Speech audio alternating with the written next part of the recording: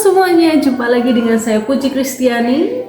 Salam kasih, salam rumah bersama, mandiri dan terbuka. Di video ini saya akan membahas tentang GKPB, Gereja Kristen Protestan Bali, sebuah kisah perjuangan dan perkembangan. GKPB.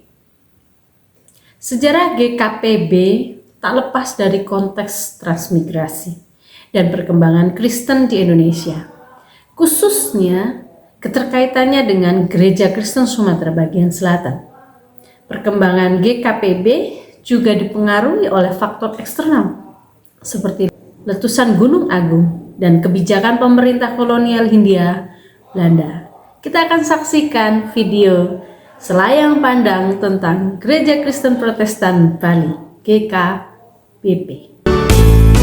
Gereja Kristen Sumatera Bagian Selatan terpanggil untuk melayani umatnya. Kita berkata berbagi pada sesama, bagi penghuni rumah bersama, bersaksi bersekutu serta melayani. Itulah panggilan bagi hamba setia, menanggung kasih, memberi pengharapan. Gereja kita menjawab panggilan Tuhan. Upaya pertama penginjilan di Bali dilakukan pada tahun 1866 oleh Perhimpunan Zending Utrecht. Namun gagal dan bahkan berujung pada pembunuhan salah satu misionaris pada tahun 1881. Kegagalan ini menyebabkan pemerintah Hindia Belanda menutup Bali bagi kegiatan misionaris. Tahun 1929, Shang Kam-Fook dari Christian and Missionary Alliance atau CMA mendapat izin terbatas untuk menjangkau komunitas Tionghoa di Bali. Dan ternyata kesaksiannya justru menarik minat banyak orang Bali asli. Meskipun berhasil membaptis 113 orang Bali di tahun 1932, CMA kemudian dilarang beroperasi karena dianggap tidak menghormati adat istiadat Bali. Keberadaan kelompok-kelompok kecil Kristen di Bali menarik perhatian Hendrik Kramer yang melihat potensi penginjilan di sana.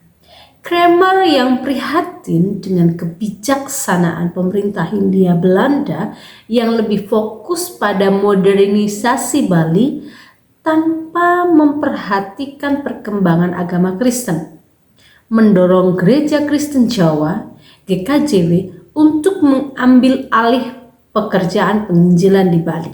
Masih ingat ya, saya singgung ini di video GKJW. Iya, kembali saya jadi ingat gitu. Kalau kita lihat sejarah pemerintah Hindia Belanda atau yang sering disebut oleh orang Indonesia penjajah, penuh politik kok. Kalau menguntungkan ya didukung misionaris, ketika tidak menguntungkan bagi mereka ya misionaris dilarang keras. Jadi sekali lagi, statement agama Kristen adalah agama penjajah itu zong, salah besar. Malah kan dari beberapa video pemerintah Hindia Belanda menjadi musuh kan, menjadi tantangan tersendiri dalam penyebaran Injil. Aduh, saya lanjutkan.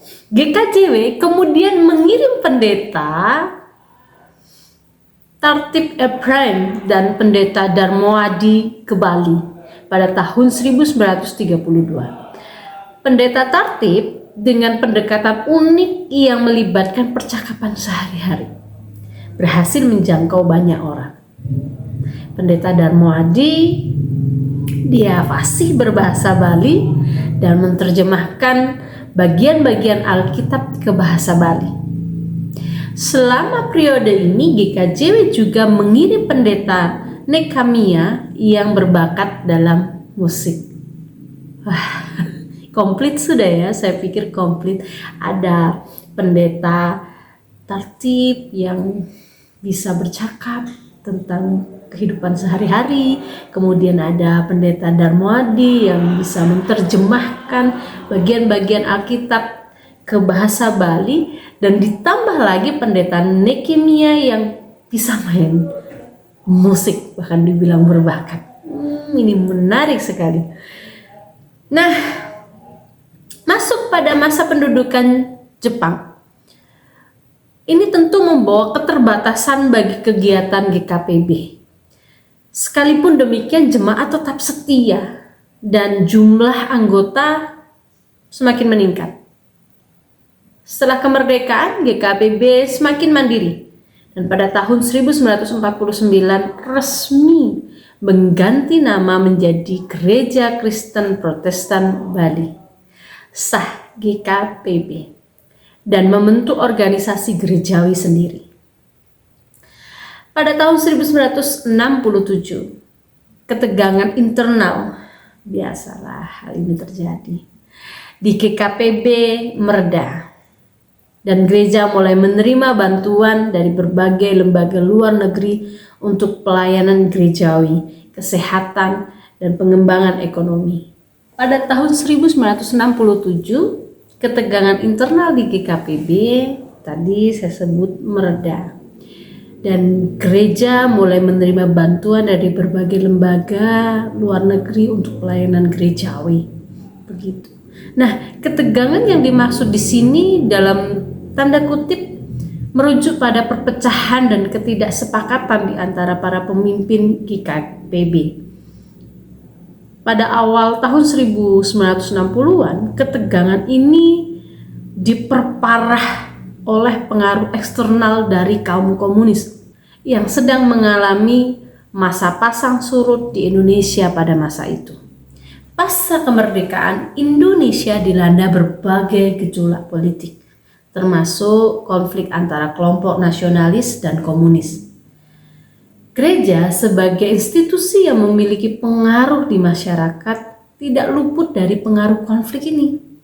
Ketegangan di antara para pembimbing gereja mungkin saja disebabkan oleh perbedaan pandangan mengenai sikap gereja terhadap komunisme dan bagaimana gereja harus merespon situasi politik yang sedang memanas.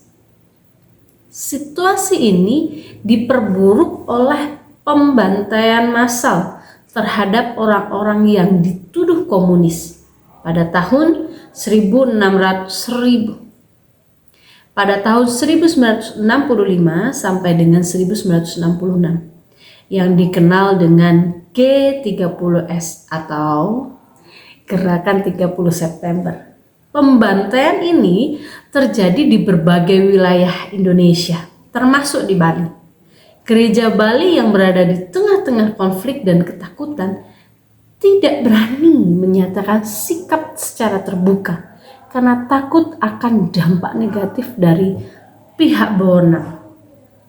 Tentu situasi dan kondisi ini juga dihadapi oleh gereja-gereja yang sudah saya sampaikan begitu di video-video sebelumnya.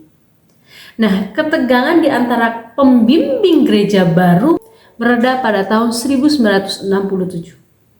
Hal ini mungkin disebabkan oleh berakhirnya masa-masa paling intens dari konflik politik dan kembalinya stabilitas politik di Indonesia.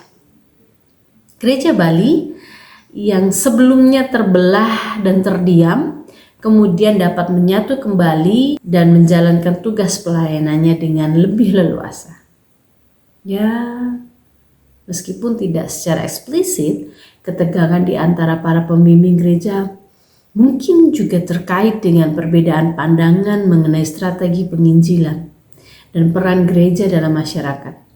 Konflik politik dan sosial terjadi pada masa itu mungkin terlalu memicu perdebatan mengenai bagaimana gereja dapat menjalankan misi penginjilan dan bagaimana gereja berinteraksi dengan masyarakat. GKPB melalui Yayasan Mahaboga Marga atau MBM, aktif dalam program transmigrasi, membantu para petani Bali mendapatkan lahan baru. Program ini khususnya di Sulawesi Tengah berhasil menarik banyak orang Bali, termasuk banyak yang kemudian memeluk Kristen. Jumlah warga Kristen Bali di Sulawesi pada tahun 1986 mencapai 1.500-an orang, 3 kali lebih banyak daripada di Bali. Nah, meskipun GKPB tidak secara langsung terlibat dalam transmigrasi ke Sumatera Selatan, banyak warga Bali termasuk beberapa keluarga Kristen pindah ke sana melalui program pemerintah. GKPB menyerahkan pemeliharaan jemaat-jemaat ini kepada GKSBS. Hal ini menunjukkan adanya kerjasama antar gereja dalam melayani jemaat di berbagai wilayah.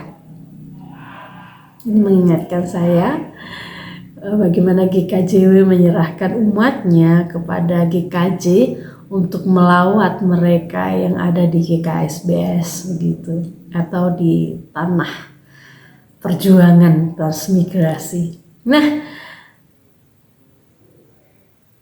pengalaman ini menyoroti tantangan dan peluang bagi perkembangan Kristen di berbagai daerah di Indonesia. Sejarah GKPB mencerminkan perjalanan panjang dan penuh tantangan dalam menyebarkan Injil di Bali. Keberhasilan GKPB dalam membangun jemaat yang mandiri dan aktif dalam pelayanan, termasuk melalui program transmigrasi, merupakan inspirasi bagi gereja-gereja lain, termasuk bagi GKSBS. GKSBS dan GKPB hubungannya menunjukkan pentingnya kerjasama antara gereja dalam menghadapi tantangan dan peluang penginjilan di Indonesia. Ini menarik sekali.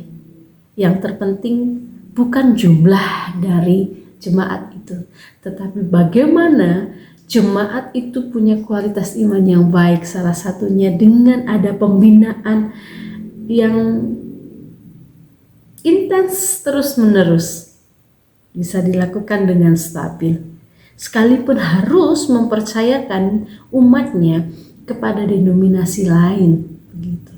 Yang terpenting adalah iman jemaat, pertumbuhan jemaat, perawatan jemaat. Ini luar biasa. Tuhan memberkati GKPB, segala rencana, segala hal yang dirindukan. Tuhan terus memberkati segala hal yang sudah dibangun sedemikian rupa. Dan bagi jemaat GKPB yang sudah menjadi jemaat GKSBS, tetap doakanlah GKSBS supaya GKSBS semakin berkenan di hadapan Tuhan dan semakin giat menjalin kerjasama dengan gereja-gereja, termasuk gereja-gereja yang berbeda denominasi. Supaya apa? Iman jemaat semakin bertumbuh, semakin kuat. Sekian selayang pandang tentang GKPB, Gereja Kristen Bali. Kiranya Tuhan selalu memberkati. Dan salam kasih, salam rumah bersama, mandiri dan terbuka.